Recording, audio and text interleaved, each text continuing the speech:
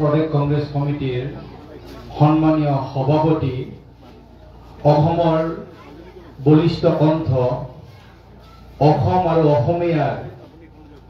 স্বাভিমানৰ হৈ অসমীয়া ভাষা সংস্কৃতিৰ হৈ অসমীয়া জাতীয় সত্তা ৰক্ষাৰ হৈ বলিষ্ঠভাৱে যুঁজ দি অহা আমাৰ শ্ৰদ্ধাৰ ভূপেন কুমাৰ বৰা ডাঙৰীয়া আমাৰ মঞ্চত উপবিষ্ট लखीमपुर जिला कांग्रेसर सम्मानीय सभापति गगन बरा डांगरिया मंचत उपविष्ट प्रदेश कांग्रेस कमिटिर सांगठनिक प्रशासनिक साधारण सम्पादक रामान्ना बरुआ डांगरिया आमार मंचत उपविष्ट प्रदेश कांग्रेसर सम्पादक এই रंगानदीरे एगराकी युव नेता मोर बंधु जिंटू हाजरिका डांगरिया आमार जिला परिषदर भारतीय जातीय कांग्रेस दलर मनोनीत प्रार्थी सम्मानीय प्रहलाद शइकिया डांगरिया नावबैसा गाँव पंचायतर सदस्य पदर प्रार्थी आमार संगीता विश्वास मंडल डांगरियानी आमार लखीमपुर जिला कांग्रेसर साधारण सम्पादक गंगाजरी टाइग्राम लगते मंचत उपविष्ट जिला कांग्रेस ब्लक कांग्रेस এই মণ্ডল কংগ্ৰেছৰ সম্মানীয় জ্যেষ্ঠ নেতাসকল আৰু সম্মানীয় ৰাইজ আজি সঁচাকৈ মই এই ৰঙানদী অঞ্চলত আহি মই নিজৰে সৌভাগ্যৱান বুলি ভাবিছো এই কাৰণে কি ৰঙানদীৰ এগৰাকী সুসন্তান যিগৰাকী সন্তানে 140 বছৰীয়া ভাৰতীয় জাতীয় কংগ্ৰেছ দলৰ অসম প্ৰদেশ কংগ্ৰেছ কমিটি অসম প্ৰদেশৰ মানে সভাপতিৰ দায়িত্ব সভাপতিৰ পদ অলংকৃত কৰি আছে এই ৰঙানদীয়ে এনেকুৱা এগৰাকী বলিষ্ঠ নেতাক আমাক উপহাৰ দিছে অসমবাসী যিগৰাকী বলিষ্ঠ নেতাই মহাপ্ৰতাপী ভ্ৰষ্টাচাৰী দুৰ্নীতিপৰায়ণ স্বেচ্ছাচাৰী একনায়কত্ববাদী হিমন্ত বিশ্ব শৰ্মা ডাঙৰীয়াৰ চকুত হৈ ৰাজহাড় পণ কৰি হিমন্ত বিশ্ব আৰু তেওঁৰ পৰিয়ালে কৰা দুৰ্নীতি সমগ্ৰ ৰাইজৰ আগত বুকু পিন্দাই উদঙাই দিয়া সেই ব্যক্তিগৰাকীৰ আজি মই পবিত্ৰ ভূমিত উপস্থিত থাকিব পাই মই নিজকে সৌভাগ্যৱান বুলি ভাবিছো বন্ধুসকল হিমন্ত বিশ্ব শৰ্মা ডাঙৰীয়াই কাকো ভয় নকৰে আপোনালোকে জানে কোনোবাই যদি ফেচবুকত কিবা এটা লিখি দিয়ে হিমন্ত বিশ্ব শৰ্মা ডাঙৰীয়াই জেলত পঠাই দিয়ে কোনোবাই যদি বেয়াকৈ কিবা এটা কথা কয় সেইটো তাক খেওব হিমন্ত বিশ্ব শৰ্মা ডাঙৰীয়াই জেলত পঠাই দিয়ে ধমকি দিয়ে পুলিচ লগাই দিয়ে কিন্তু হিমন্ত বিশ্ব শৰ্মা ডাঙৰীয়াই যদি ভয় কৰে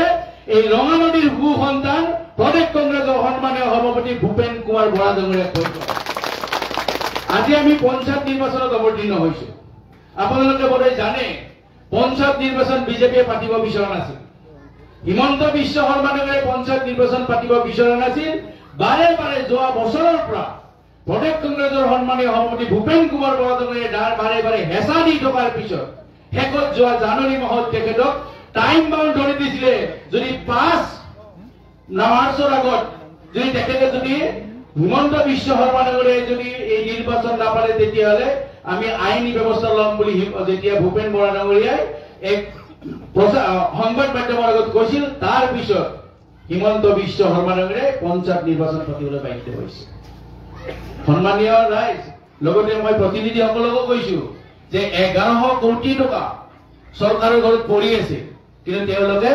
এতিয়ালৈ পঞ্চায়ত নিৰ্বাচন পাতিব পৰা নাই এখানে এইবাৰ যিগৰাকী প্ৰতিনিধি হ'ব আমাৰ প্ৰহলাদ শইকীয়া ডাঙৰীয়া আমাৰ বিশ্বাস ডাঙৰীয়ানী এইবাৰ যেতিয়া মানে তেখেতসকল প্ৰতিনিধি হৈ আহিব সেই 11 কোটিৰ লগত আৰু যদি এইটো বছৰৰ যিমান ধাৰ্য কৰিব প্ৰায় 2000 কোটি টকা আমাৰ পঞ্চায়তত থাকিব তাৰে ভিতৰত এই ইয়াৰ পৰা জিলা পৰিষদৰ যিগৰাকী সদস্য হ'ব ইয়াৰ পৰা তেখেতৰ ভাগত প্ৰায় 5-6 কোটি টকা তেখেতে কাম কৰিব পাৰিব গতিকে এয়া এক সুবৰ্ণ সুযোগ প্ৰহলাদ শইকীয়া ডাঙৰীয়াৰ কাৰণেও এয়া সুযোগ আমাৰ এপি মেম্বাৰ সদস্যৰ বাবেও গতিকে আপোনালোকে বিপুল ভোটত জয়যুক্ত কৰক তেখেতক আৰু তেখেতে আপোনালোকৰ এই অঞ্চলৰ যথেষ্টখিনি কাম কৰিব আগবাঢ়িব পাৰিব কিয়নো চৰকাৰৰ ঘৰত টকা আছে চৰকাৰে ইলেকশ্যন পাতিব বিচৰা নাছিল কেৱল ভূপেন কুমাৰ বৰা ডাঙৰীয়াৰ ভয়ত তেওঁলোকে পাতিব বন্ধুসকল আপোনালোকে জানে হিমন্ত বিশ্ব শৰ্মা ডাঙৰীয়াই ভয় খুৱাব বিচাৰে, ৰঙা চকু দেখাই আছেনে নাই? বহুতক ভয় খুৱাব খোজে। পঞ্চায়ত নিৰ্বাচনৰ নমিনেশ্যন দিওঁতে বহুতৰ নমিনেশ্যন ফালি পেলাব বিচাৰিছিলে, কোনোবাই নমিনেশ্যন দিয়া মানে ঘৰৰ পৰা উঠাই লৈ তেওঁলোকে ধমকি দিছিলে, হয়নে নহয়? কিন্তু হিমন্ত বিশ্ব শৰ্মা ডাঙৰীয়াই পাহৰি গৈছে যে হিমন্ত বিশ্ব শৰ্মা ডাঙৰীয়াই ৰঙা নদীৰ ৰাইজক ভয় খুৱাব নোৱাৰে।